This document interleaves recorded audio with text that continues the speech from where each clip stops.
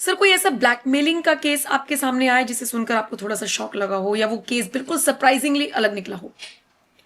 हाँ, काफ़ी समय पहले कहते हैं किसी एक सीनियर पुलिस ऑफिसर ने हमें कॉल किया कि एक देश के रेनाउंड डॉक्टर हैं और उनको कोई लेडी ब्लैकमेल कर रही है, तो उस केस को कुछ आप हैंडल कर लीजिए। तो मैंने कहा भाई आप पुलिस ऑफिसर हैं, आप कंप्लेंट लीजिए और आप हैंडल कीजिए। कहता नहीं, प्रॉब्लम ये आ रही है कि उस लेडी के पास इस डॉक्टर की कुछ वीडियोस हैं, फोटोज़ हैं, जिसके बिहाफ पे ये ब्लैकमेल हो रहे हैं। अगर हमने कोई एक्शन लिया तो हो सकता है कि वो फोटो वीडियोस मीडिया में आ जाएं और डॉक्टर रेनाउंड हैं, बहुत बेइज्जती हो सकती है और बहुत मुश्किल हो सकती है इनके साथ।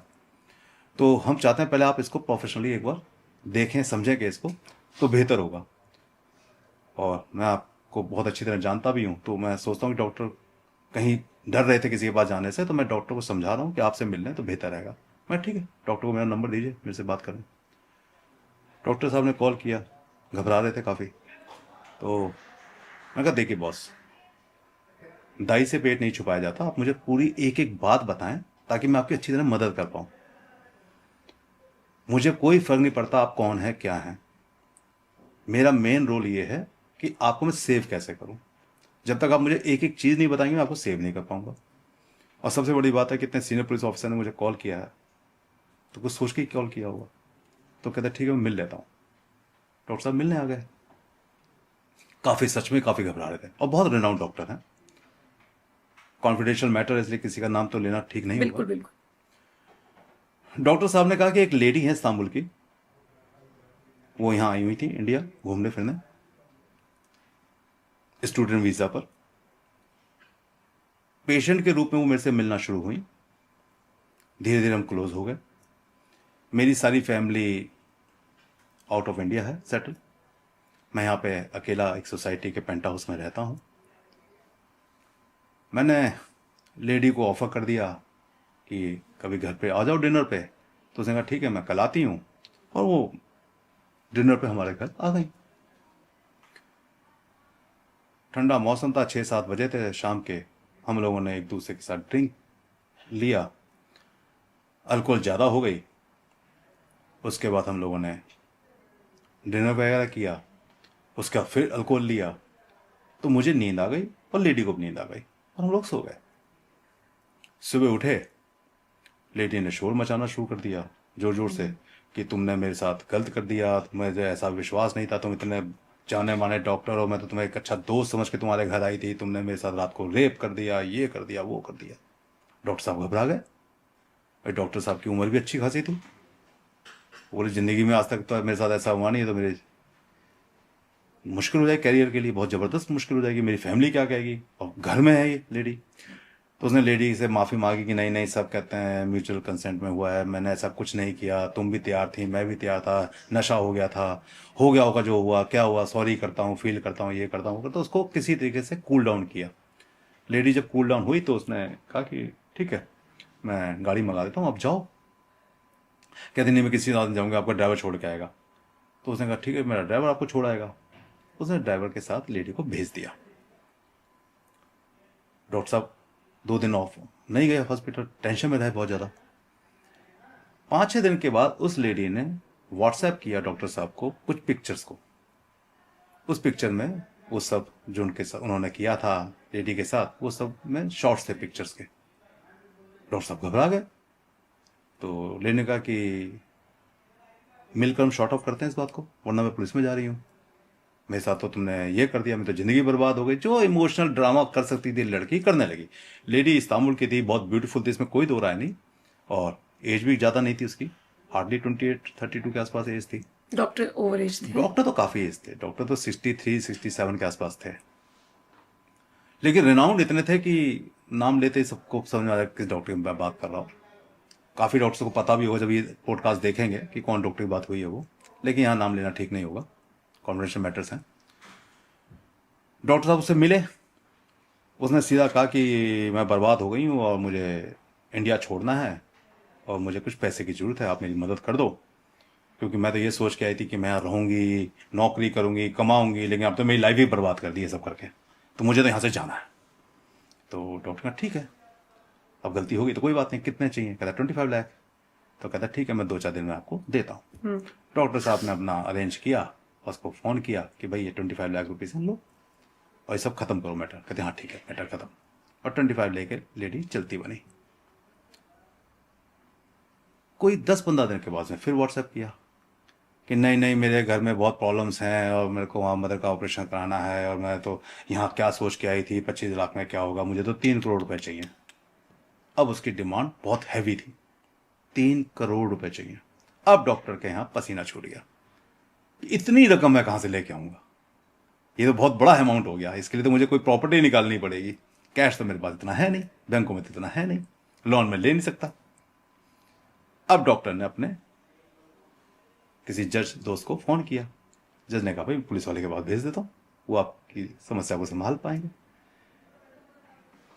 पुलिस वालों के पास गए तो पुलिस वालों ने कहा नहीं यार, उसके बाद वीडियोज हैं भाई, अगर मैं तुम्हारी कोई मदद करूंगा ऑफ द रिकॉर्ड तो मैं भी लपेटे में आ जाऊंगा, तो आप एक काम करो कि डिटेक्टिव का नाम नंबर देता हूं, उनके पास जाओ। उन्होंने मेरा नंबर दे दिया, इसलिए मैं देशवाली आपके पास आया। मैं बताओ क्या करूं, मैं 3 करोड़ कहां से लाऊं।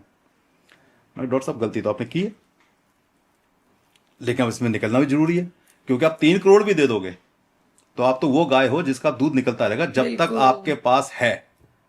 जब तक आप आत्महत्या नहीं कर लोगे, जब तक आप एक्सपोज नहीं हो जाओगे, तब तक ये लेडी आपसे पैसा लेती रहेगी। और मुझे लगता है कि कहीं तो रुकना होगा। रुकना तो आपको 25 पे ही था, लेकिन आप रुके नहीं, आपने तो दे दिए डर के मारे कि भाई चलो स्टोरी खत्म हो जाएगी। लेकिन जो ब्लैकमेलर का स्टाइल है, जो पैटर्न है, एक बार छोटा पैसा निकालते हैं, उसके बाद देखते हैं कि हाँ ये डरता है और पैसा देता है, फिर उसके साथ फिर पैसा निकालना शुरू करते हैं। और अब उसने 3 करोड़ की डिमांड की है, अगली बार 5 करोड़ या 10 करोड़ या आपका कहीं से भी पेंट हाउस लाके दो। बिकवाएगी, या आपका पेंट हाउस बिकवाएगी जो 20-25 करोड़ का। तो कुछ करना पड़ेगा। कहता बताओ देशवाली, मुझे किसी भी तरीके से निकाल दो। घुटनों के बल बैठ गया डॉक्टर, कहता मुझे किसी भी कीमत पे प्रॉब्लम से निकाल दो, मैं जिंदगी भर याद रखूंगा। ये अलग बात है, डॉक्टर ने पूरी फेस से आज तक नहीं दी। ये दुनिया है, मैं कहा दुनिया है। सुनेंगे डॉक्टर साहब। हमने भी कभी दोबारा फोन नहीं किया, वो केस क्लाइंट आया गया, उसकी मदद हो गई ना, हम मदद करने बैठे थे, हमने अपना काम किया, हमने जस्टिफाई किया। तो एनीवे, तो मैंने कहा आप एक काम कीजिए, उस लेडी को मीटिंग के लिए बुलाइए। कहते उससे क्या होगा। मैं कहा उस मीटिंग में मैं आपको कुछ क्वेश्चंस दूंगा, वो मीटिंग में आप क्वेश्चन बोलने हैं, उसके जवाब सुनने हैं, और ये सब ऑडियो वीडियो रिकॉर्ड में आएगा। मैं आपको कुछ गैजेट्स दे रहा हूं, आपकी टाई में लगा रहा हूं, सूट में लगा रहा हूं, 2-3 गैजेट्स लगा रहा हूं, और एक गैजेट माइक्रोफोन लगा रहा हूं, और हमारा भी बंदा वहां बैठा होगा जो दूर से उसको रिकॉर्ड करेगा, ताकि हमारा कोई भी गैजेट खराब भी हो जाए गलती से तो किसी न किसी गैजेट में उसकी अच्छी ऑडियो वीडियो रिकॉर्डिंग होनी चाहिए। That done. एक्सपेंसेस मैंने कहा ये, कहता हाँ डन, कोई बात नहीं। क्लाइंट को हमने, डॉक्टर साहब को हमने भेजा मिलने के लिए, लेडी को बुलाया गया, लेडी आई। लेडी ने आते ही अपना डिनर का ऑर्डर दिया, डिनर करते हुए कि हाँ भाई मेरे 3 करोड़ का क्या हुआ। अब डॉक्टर को मैंने कहा था कि आपने क्या क्या करना है। पहला क्वेश्चन, जो हमारे बीच में हुआ वो म्यूचुअल कंसेंट था। नंबर 2, इस बात को 1 महीने से ज्यादा हुआ, तुम पुलिस में क्यों नहीं गई? अगर मैं गलत था तो तुम क्यों नहीं गई? नंबर 3, तुमने ऑलरेडी मेरे से 25 लाख इस तारीख को लिए हैं, क्योंकि आपकी बैंक डिटेल बता रही है कि आपने अपने बैंक से विड्रॉल किए हैं काफी पैसा। तो वो पैसा, ये अगर बोलती है कि हाँ मैंने लिए हैं, या चुप रहती है, तो ये कहीं ना कहीं कंसेंट आ गया कि इसका, कि इसने आपसे पैसे लिए हैं। तो वो एक चेन बनेगी। ठीक है। मैं चेन बनाना चाहता हूं यहाँ पे। कहता ठीक है। 4th, आप मेरे से इतना पैसा दोबारा मांग रही हो, क्या गारंटी है कि आप मेरे से दोबारा पैसा नहीं मांगोगे?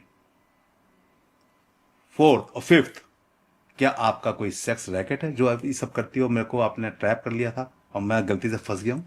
ये सारी बातें आप करोगे, डेट टाइम बोलते रहोगे, मैंने इस तारीख को आपको दिया था, देखो आज इतने दिन हो गए हैं। ऑलरेडी डेट्स वीडियोस में भी आ रही हैं और आपके मुंह से भी बोली जा रही हैं, तो ऑथेंटिसिटी बढ़ती जा रही है हर चीज की। कहता डन। पौना घंटा उनकी मीटिंग चली।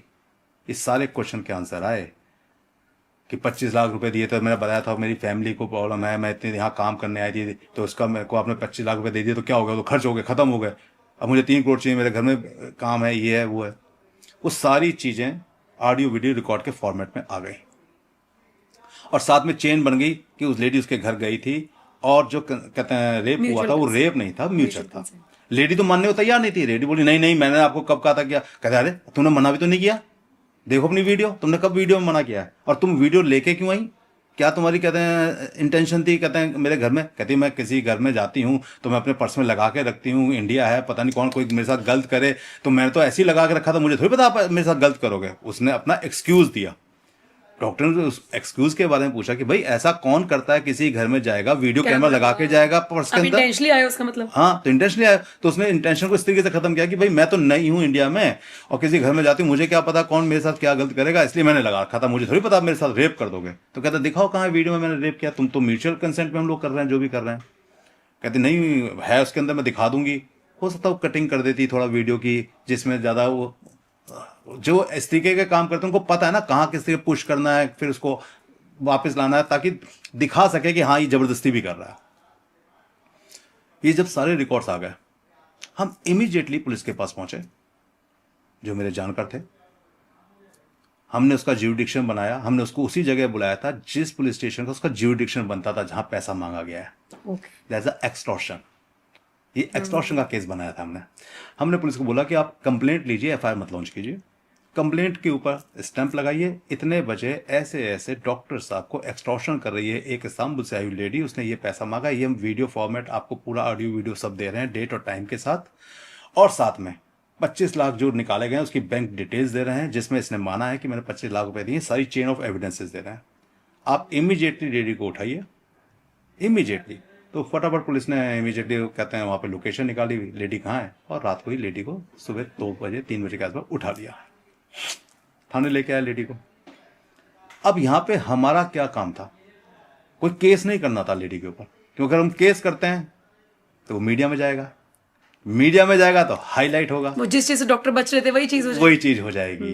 तो डॉक्टर ने कहा था कि देशवा जी हाईलाइट नहीं हो जाए, आप मीडिया प्रेमी हो, कहीं ऐसा हो मीडिया में हाईलाइट हो जाए। बट ये आपकी अपनी पर्सनल लाइफ है, पर्सनल लाइफ किसी भी तरीके से टैंपर नहीं होनी चाहिए। मैं उसका रास्ता कोई सोचूंगा। फिर मैंने पुलिस वालों को कहा कि इसमें एफआईआर लॉन्च मत करो, इस लेडी पे ये प्रेशर डेवलप करो कि आप पे एक्सटॉर्शन का केस बन रहा है, हम आपको बंद कर रहे हैं, जो डॉक्टर के ऊपर आपने कंप्लेंट देनी हो बाद में देती रहना, आज तो आप इस केस में बंद होने वाले, क्योंकि आपने अब तक तो कोई कंप्लेंट की नहीं है। अभी तक तो कोई कंप्लेंट की नहीं है, तो आपकी काउंटर रिपोर्ट होगी वैसे भी।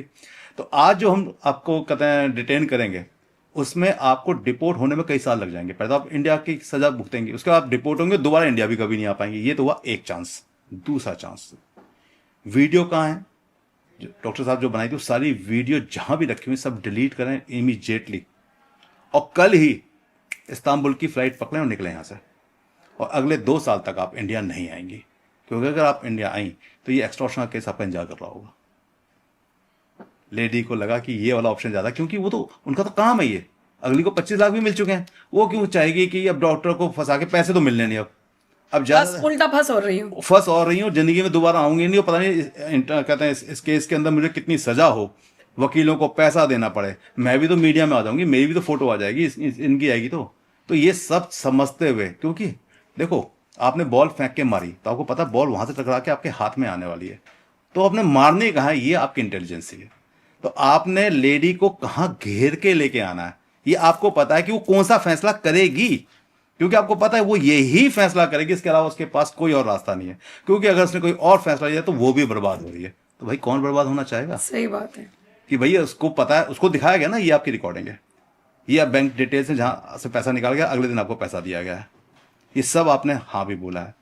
आज ही आपसे बात हुई है, जो आपके पास वीडियोस में कहीं पे भी जबरदस्ती नहीं दिखेगी, आप इंटेंशनली लेके गई हो, आपने डॉक्टर को ट्रैप किया है, आपने डॉक्टर को सेक्स रैकेट में फंसाया है, एक्सटॉर्शन किया है, 25 लाख ऑलरेडी आप रिसीव्ड हो, लेके बैठी हुई हो, ये सब आपके अगेंस्ट जा रही है। आप बताइए आप क्या चाहती हैं? कहती मुझे छोड़ दो, मैं कल ही फ्लाइट पकड़ के जा रही हूँ और सारी वीडियोस पुलिस वाले मेरे साथ भेज दो, जहां जा रखी मैं सबमिट हुआ, खत्म बात। केस लेकिन इस केस में तेजपाल जी एक बात गलत हुई। क्या? कि डॉक्टर साहब ने फीस नहीं दी बाद में। असल में होता क्या है ना, ये गलत किया डॉक्टर साहब ने। डॉक्टर साहब ने क्यों गलत किया? डॉक्टर साहब जब हमारे पास कई क्लाइंट ऐसे होते हैं, जब आते हैं तो उस वक्त वो इतने टेंशन में होते हैं कि वो क्या कमिट कर रहे थे उनको भी नहीं पता होता। हाँ, exactly, that is the problem.